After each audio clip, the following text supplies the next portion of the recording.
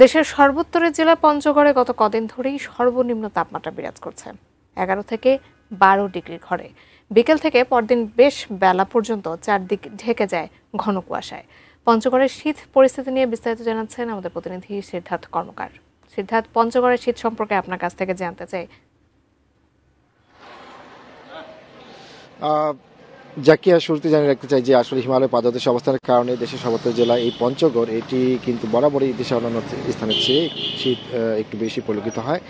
এই বছর কিন্তু গত কয়েকদিন ধরে আমরা যেমনটি দেখেছি যে তাপমাত্রা যে পারদ সেটি কিন্তু সর্বনিম্ন তাপমাত্রা সেটি গত 4 দিন ধরে 11.7 degree Celsius, 12 degree Celsius, 12 degree এবং আজকে সকালে তেঁতুলিয়া আবহাওয়ার 12.1 ডিগ্রি সেলসিয়াস সকাল 6টায় পরিমাপ করা হয়েছে। তো এই যে তাপমাত্রা 12 থেকে 11 এর মধ্যে কিন্তু ওঠানামা করছে।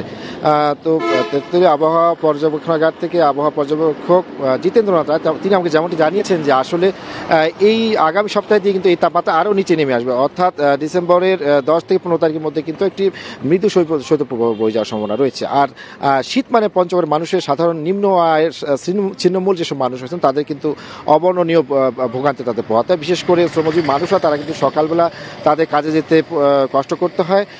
পঞ্চগড়ের জনসংখ্যার একটি বড় অংশ রয়েছে চা শ্রমিক, পাথর শ্রমিক, দিনমজুর, এই ধরনের নিম্ন আয়ের যারা মানুষ তারা রয়েছেন।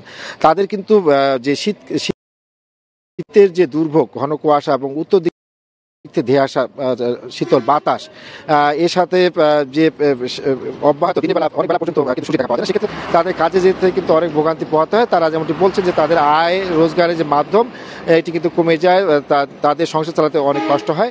আর শীত বস্ত্রের কিন্তু প্রতি বছরই আমরা দেখতে পাই যে শীত বস্ত্রের অভাব।